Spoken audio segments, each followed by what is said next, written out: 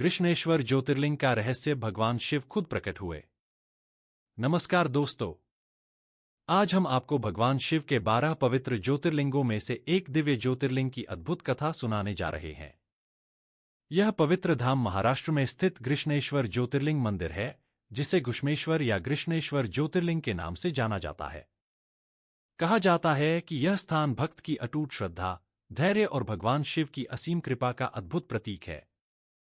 इस ज्योतिर्लिंग की कथा हमें सिखाती है कि सच्ची भक्ति में इतनी शक्ति होती है कि स्वयं भगवान भी भक्त की पुकार सुनकर प्रकट हो जाते हैं। आइए जानते हैं इस पवित्र ज्योतिर्लिंग की रहस्यमयी और प्रेरणादायक कहानी। बहुत प्राचीन समय की बात है, जब धरती पर धर्म, तपस्या और भक्ति का प्रकाश चारों ओर फैला हुआ था और ऋषिमुनियों की तपोभूमि में देवताओं का आशीर्वाद सहज ही प्राप्त हो जाता था। उसी समय दक्षिण भारत के एक शांत और पवित्र प्रदेश में एक विद्वान और धर्मात्मा ब्राह्मण रहते थे, जिनका नाम सुधर्मा था। वे वेदों और शास्त्रों के महान ज्ञाता थे और उनका जीवन पूरी तरह धर्म और सत्य के मार्ग पर चलता था। उनके घर में धन, सम्मान और समृद्धि की कोई कमी नहीं थी। उनकी पत्नी सुदेहा भी धर्मपरायण और अपने पति के प्रति समर्पित स्त्री थी। दोनों पति पत्नी एक दूसरे से अत्यंत प्रेम करते थे और उनका जीवन देखने में पूर्ण प्रतीत होता था। लेकिन उनके जीवन में एक ऐसी कमी थी जो सुदेहा के हृदय को हर समय दुख से भर देती थी, और वह थी संतान का अभाव। वर्षों तक उन्होंने भगवान से प्रार्थना की, यज्ञ किए, व्रत रखे और कई तीर्थ यात्राएं भी कीं, लेकिन उनकी गोद नहीं भरी। धीरे धीरे समय बीतता गया और सुदेहा के मन में यह पीड़ा और गहरी होती चली गई। वह अक्सर रातों को जागकर भगवान से प्रार्थना करती और सोचती कि आखिर उसकी किस गलती के कारण उसे मातृत्व का सुख नहीं मिल रहा। एक दिन अत्यंत दुखी होकर उसने अपने पति सुधर्मा से कहा कि स्वामी, यदि मेरी किस्मत में संतान का सुख नहीं है तो आप मेरी छोटी बहन घुश्मा से विवाह कर लीजिए।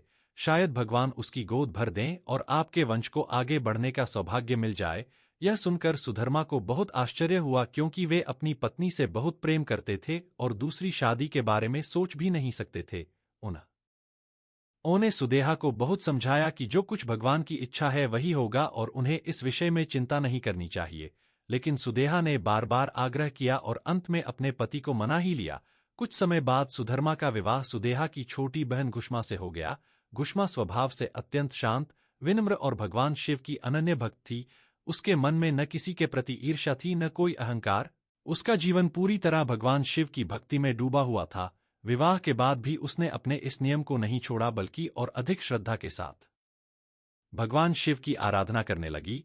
वह प्रतिदिन प्रातःकाल ब्रह्मा मुहूर्त में उठती, पवित्र नदी या कुएं के जल से स्नान करती और फिर मिट्टी से 101 छोटे छोटे शिवलिंग बनाती। उन शिवलिंगों को एक स्थान पर स्थापित करके पूरे विधि विधान से उनकी पूजा करती। ओम नमः शिवाय मंत्र का जाप करती और भगवान शिव से केवल यही प्रार्थना करती कि उसके जीवन में हमेशा भक्ति बनी रहे।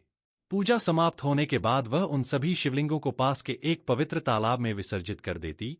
यह उसका प्रतिदिन का नियम बन गया था और वह किसी भी परिस्थिति में इसे नहीं छोड़ती थी। धीरे धीरे पूरा गांव उसकी भक्ति और श्रद्धा की चर्चा करने लगा, क्योंकि लोग देखते थे कि वह कितनी निष्ठा और प्रेम से भगवान शिव की पूजा करती है। समय बीतता गया और घुश्मा की भक्ति दिन प्रतिदिन और गहरी होती चली गई। कहते हैं कि जब कोई भक्त पूरे मन और सच्चे हृदय से भगवान की आराधना करता है तो भगवान उसकी भक्ति से अवश्य प्रसन्न होते हैं, और घुश्मा की भक्ति भी ऐसी ही अटूट और निष्कलंक थी।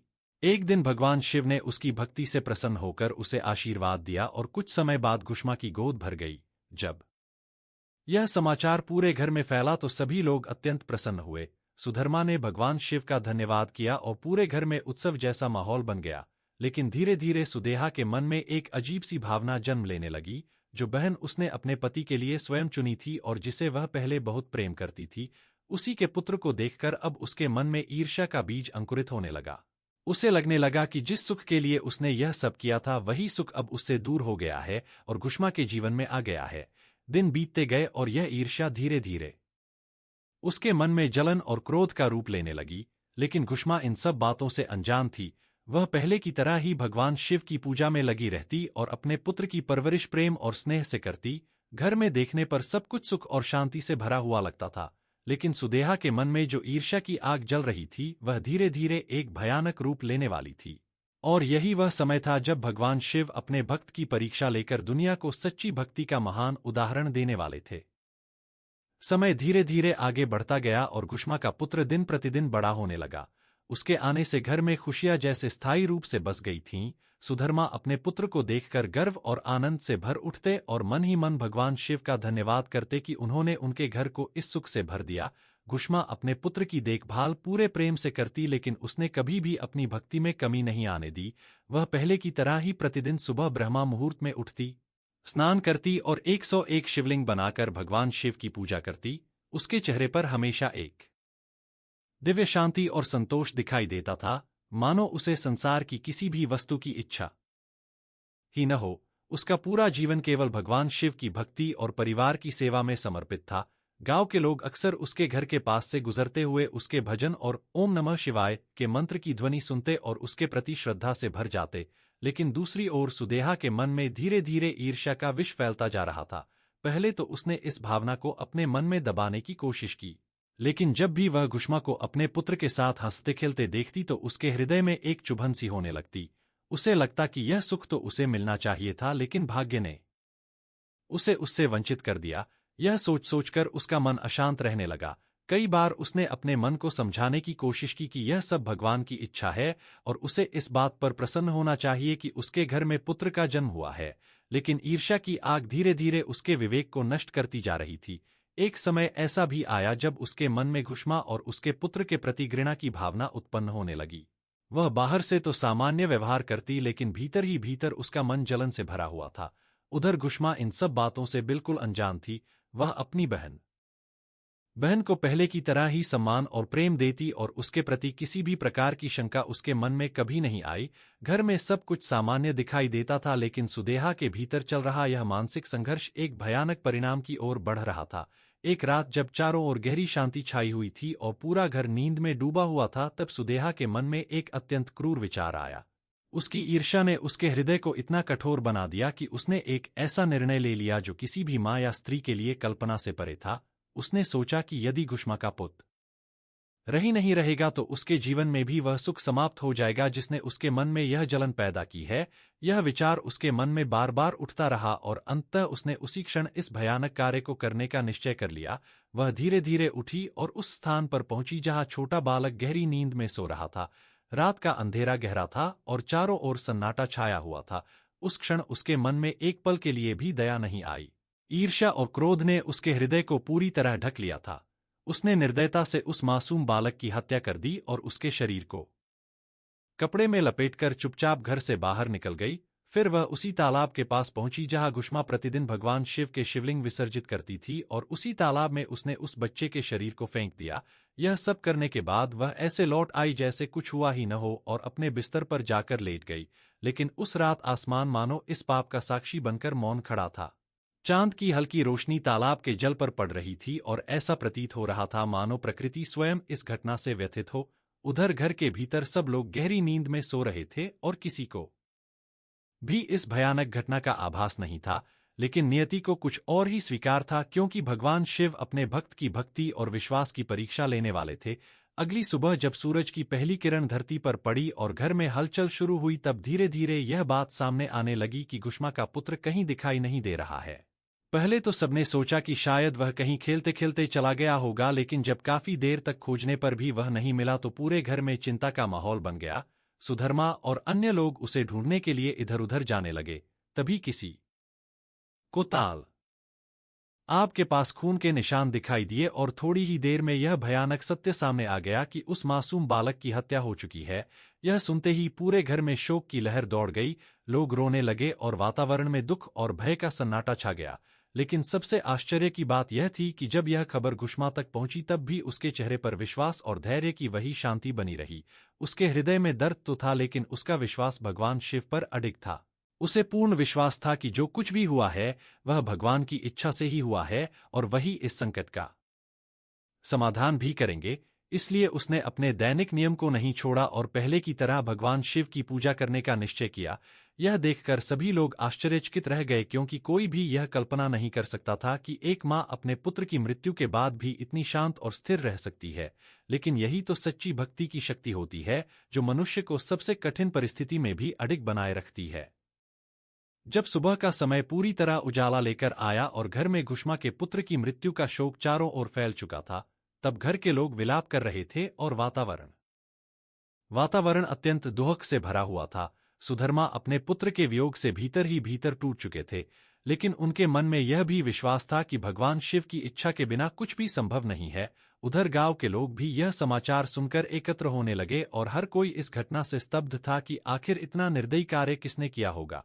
लेकिन इस पूरे दुख और अशांति के बीच घुष्मा का व्यवहार देखकर सब लोग हैरान थे, क्योंकि उसने अपने जीवन का सबसे बड़ा आघात सहने के बाद भी अपने दैनिक नियम को नहीं छोड़ा। वह शांत मन से उठी, स्नान किया और पहले की तरह मिट्टी से 101 शिवलिंग बनाकर भगवान शिव की पूजा के लिए बैठ गई। उसके चेहरे पर न क्रोध था न शिकायत, केवल भगवान शिव के प्रति अटूट विश्वास था। वह पूरे श्रद्धा भाव से ओम नमः शिवाय मंत्र का जाप करती रही और उसकी आंखों से आंसू भी बह रहे थे, लेकिन उन आंसुओं में भी भगवान के प्रति समर्पण झलक रहा था। यह दृश्य देखकर घर के लोग और गांव के लोग भी आश्चर्यचकित थे, क्योंकि कोई भी यह समझ नहीं पा रहा था कि एक मां अपने पुत्र की मृत्यु के बाद भी इतनी स्थिर और शांत कैसे रह सकती है। लेकिन घुष्मा के लिए उसका जीवन और उसकी हर सांस भगवान शिव को समर्पित थी और उसे पूर्ण विश्वास था कि जो भी हुआ है वह भगवान की इच्छा से हुआ है और वही सब ठीक भी करेंगे। जब उसकी पूजा समाप्त हुई तो वह अपने हाथों में उन 101 शिवलिंगों को लेकर उसी तालाब की ओर चल पड़ी जहां वह प्रतिदिन उन्हें विसर्जित करती थी। उसके पीछे पीछे कई लोग भी चल रहे थे, क्योंकि वे यह देखना चाहते थे कि इतनी बड़ी घटना के बाद वह क्या करने वाली है। जब वह तालाब के किनारे पहुंची तो उसने पूरी श्रद्धा से भगवान शिव का स्मरण किया और एक एक करके सभी शिवलिंगों को जल में विसर्जित करने लगी। उसका मन पूरी तरह भक्ति में डूबा हुआ था और उसके होठों पर लगातार ओम नमः शिवाय का जाप चल रहा था। जैसे ही उसने अंतिम शिवलिंग को तालाब में विसर्जित किया, उसी क्षण एक अद्भुत चमत्कार हुआ जिसे देखकर वहां उपस्थित सभी लोग स्तब्ध रह गए। तालाब के जल में हलचल होने लगी और उसी जल से उसका पुत्र जीवित अवस्था में बाहर आ गया।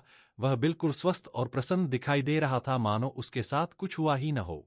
यह दृश्य देखकर सभी लोग आश्चर्य और आनंद से भर गए।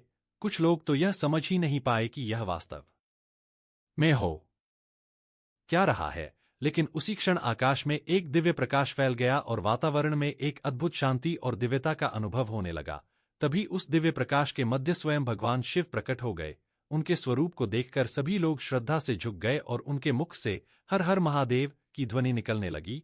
भगवान शिव के मस्तक पर चंद्रमा सुशोभित था, उनके गले में सर्प लिपटा हुआ था और उनके शरीर से एक दिव्य तेज प्रकट हो रहा था। यह दृश्य इतना अद्भुत था कि वहां उपस्थित सभी लोग मंत्रमुग्ध हो गए। भगवान शिव ने घुष्मा की ओर देखकर मुस्कुराते हुए कहा कि हे घुष्मा, तुम्हारी भक्ति ने मुझे अत्यंत प्रसन्न कर दिया है। तुमने अपने जीवन के सबसे कठिन क्षण में भी अपने विश्वास को नहीं छोड़ा और अपने नियम का पालन किया। यही सच्ची भक्ति होती है। भगवान शिव ने कहा कि मैं तुम्हारी परीक्षा ले रहा था और तुम उस परीक्षा में पूरी तरह सफल हुई हो। तुम्हारे अटूट विश्वास और समर्पण के कारण ही तुम्हारा पुत्र पुनः जीवित हुआ है। यह सुनकर वहां उपस्थित सभी लोग भगवान शिव की महिमा का गुणगान करने लगे और उनके चरणों में नतमस्तक हो गए। लेकिन भगवान शिव के मन में अभी एक और बात थी, क्योंकि वे उस व्यक्ति को दंड देना चाहते थे जिसने इतना बड़ा पाप किया था। उसी समय उन्होंने अपने त्रिशूल को उठाया और क्रोधित स्वर में कहा कि जिसने इस बालक की हत्या की है उसे उसके पाप का दंड अवश्य मिलेगा। लेकिन तभी घुष्मा ने हाथ जोड़कर भगवान शिव के सामने विनम्रता से प्रार्थना की और कहा कि प्रभु, यदि आप वास्तव में मेरी भक्ति से प्रसन्न हैं तो कृपया उस व्यक्ति को क्षमा कर दीजिए जिसने यह पाप किया है, क्योंकि मेरे हृदय में किसी के प्रति भी द्वेष नहीं है और मैं नहीं चाहती कि मेरे कारण किसी को दंड मिले। यह सुनकर भगवान शिव अत्यंत प्रसन्न हुए, क्योंकि एक सच्चे भक्त के हृदय में केवल प्रेम और क्षमा ही होती है, और घुष्मा ने वही महानता दिखा दी थी। जब घुष्मा ने भगवान शिव से उस पाप करने वाले को क्षमा करने की प्रार्थना की तो वहां उपस्थित सभी लोग आश्चर्य से एक दूसरे को देखने लगे, क्योंकि सामान्य मनुष्य के लिए यह संभव ही नहीं था कि जिसके पुत्र की हत्या की गई हो वह उसी अपराधी के लिए दया की याचना करे। लेकिन घुष्मा का हृदय अत्यंत निर्मल था और उसकी भक्ति केवल पूजा तक सीमित नहीं थी, बल्कि उसमें करुणा, क्षमा और सच्चा समर्पण भी था। भगवान शिव उसकी इस महान भावना को देखकर अत्यंत प्रसन्न हुए और उन्होंने मधुर स्वर में कहा कि हे घुष्मा, तुम्हारा हृदय सचमुच बहुत पवित्र है। तुमने अपने जीवन के सबसे बड़े दुख के बाद भी क्रोध या प्रतिशोध का मार्ग नहीं चुना, बल्कि क्षमा और दया का मार्ग अपनाया है। यही सच्ची भक्ति की पहचान है। उसी समय भगवान शिव के तेज से वहां उपस्थित सभी लोगों के मन में शांति का अनुभव होने लगा और वातावरण में दिव्यता फैल गई। तभी भगवान शिव ने अपने दिव्य ज्ञान से यह प्रकट कर दिया कि इस बालक की हत्या किसी और ने नहीं बल्कि सुदेहा ने ही की थी। यह सुनते ही सब लोग स्तब्ध रह गए, क्योंकि कोई भी यह विश्वास नहीं कर पा रहा था कि एक बहन अपने ही बहन के पुत्र के साथ इतना क्रूर कार्य कर सकती है। सुदेहा भी यह सुनकर भय से कांपने लगी और उसके हृदय में अपने पाप का बोध होने लगा। वह तुरंत भगवान शिव और घुष्मा के चरणों में गिर पड़ी और रोते हुए बोली कि प्रभु, मुझसे बहुत बड़ा अपराध हो गया है। ईर्ष्या और अज्ञान ने मेरे मन को अंधा कर दिया था और मैंने ऐसा भयानक पाप कर दिया जिसकी क्षमा संभव नहीं है। कृपया मुझे दंड दीजिए, लेकिन मेरे इस पाप को क्षमा कर दीजिए। सुदेहा के आंसुओं और पश्चाताप को देखकर वहां उपस्थित सभी लोगों के मन में भी करुणा उत्पन्न हो गई, लेकिन सबकी दृष्टि भगवान शिव की ओर थी कि वे क्या निर्णय लेते हैं। तभी भगवान शिव ने घुष्मा की ओर देखा और मुस्कुराते हुए कहा कि हे पवित्र आत्मा, तुम्हारी भक्ति और क्षमा ने मुझे अत्यंत प्रसन्न कर दिया है, इसलिए मैं तुम्हारी इच्छा के अनुसार सुदेहा को क्षमा करता हूं। यह सुनते ही सुदेहा और वहां उपस्थित सभी लोग भगवान शिव की जय जयकार करने लगे। भगवान शिव ने आगे कहा कि घुष्मा की भक्ति संसार के लिए एक उदाहरण बनेगी और आने वाले युगों में लोग उसकी कथा सुनकर यह समझेंगे कि सच्ची भक्ति केवल पूजा करने से नहीं बल्कि धैर्य, विश्वास और क्षमा के भाव से पूर्ण होती है। इसके बाद भगवान शिव ने घोषणा की कि वे इस स्थान पर सदा के लिए ज्योतिर्लिंग के रूप में विराजमान रहेंगे, ताकि संसार के सभी भक्त यहां आकर उनकी पूजा कर सकें और घुष्मा की भक्ति को याद करके प्रेरणा प्राप्त कर सकें। भगवान शिव के इस वचन को सुनकर वहां उपस्थित सभी लोग अत्यंत आनंदित हो गए और उस स्थान को पवित्र मानकर उसकी पूजा करने लगे। उसी क्षण वहां दिव्य प्रकाश प्रकट हुआ और भगवान शिव उसी स्थान पर ज्योतिर्लिंग के रूप में प्रकट हो गए। यह दृश्य इतना अद्भुत था कि लोग भाव विभोर होकर भगवान शिव की स्तुति करने लगे और पूरे वातावरण में हर हर महादेव की गूंज फैल गई। उस दिव्य घटना के बाद वह स्थान अत्यंत पवित्र तीर्थ बन गया और भगवान शिव वहां ज्योतिर्लिंग के रूप में स्थापित हो गए। क्योंकि यह ज्योतिर्लिंग घुष्मा की अटूट भक्ति और समर्पण के कारण प्रकट हुआ था, इसलिए इसका नाम घुष्मेश्वर या कृष्णेश्वर ज्योतिर्लिंग पड़ा। समय बीतता गया और यह कथा दूर दूर तक फैल गई। लोग इस स्थान पर आने लगे और भगवान शिव के दर्शन करके अपने जीवन के दुखों से मुक्ति की प्रार्थना करने लगे। कहा जाता है कि जो भी भक्त सच्चे मन से यहाँ भगवान शिव की पूजा करता है, उसकी सभी मनोकामनाएं पूर्ण होती हैं और उसके जीवन में सुख, शांति और समृद्धि आती है। इस कथा का सबसे बड़ा संदेश यह है कि सच्ची भक्ति कभी व्यर्थ नहीं जाती। जब कोई भक्त पूरी श्रद्धा और विश्वास के साथ भगवान को याद करता है, तो भगवान स्वयं उसकी रक्षा के लिए प्रकट हो जाते हैं। घुष्मा की भक्ति केवल पूजा तक सीमित नहीं थी, बल्कि उसके हृदय में क्षमा और दया का महासागर भी था। उसने अपने जीवन के सबसे बड़े दुख के बाद भी अपने विश्वास को नहीं छोड़ा और यही कारण था कि भगवान शिव ने उसे इतना महान सम्मान दिया और उसके नाम से एक ज्योतिर्लिंग स्थापित किया। आज भी हजारों श्रद्धालु उस पवित्र स्थान पर जाते हैं और घुष्मा की भक्ति को याद करके प्रेरणा लेते हैं कि जीवन में चाहे कितनी भी कठिनाइयां क्यों न आए, यदि भगवान पर विश्वास अटूट हो तो हर संकट दूर हो सकता है और अंत में सत्य और भक्ति की ही विजय होती है। यही कारण है कि घुष्मेश्वर ज्योतिर्लिंग की यह कथा आज भी लोगों के हृदय में आस्था और विश्वास की ज्योति प्रज्वलित करती है और भक्तों को यह संदेश देती है कि ईर्ष्या और द्वेष मनुष्य को पतन की ओर ले जाते हैं, जबकि भक्ति, क्षमा और प्रेम मनुष्य को भगवान के सबसे निकट पहुंचा देते हैं। इसलिए जो भी इस कथा को सुनता है, उसके मन में भगवान शिव के प्रति श्रद्धा और विश्वास और भी अधिक बढ़ जाता है और वह पूरे विश्वास से कह उठता है। अगर आपको यह रहस्यमयी कथा पसंद आई हो तो वीडियो को लाइक करें, अपने दोस्तों के साथ शेयर करें और ऐसे ही दिव्य कथाओं के लिए चैनल को सब्सक्राइब करना न भूलें। कमेंट में हर हर महादेव जरूर लिखें। हर हर महादेव।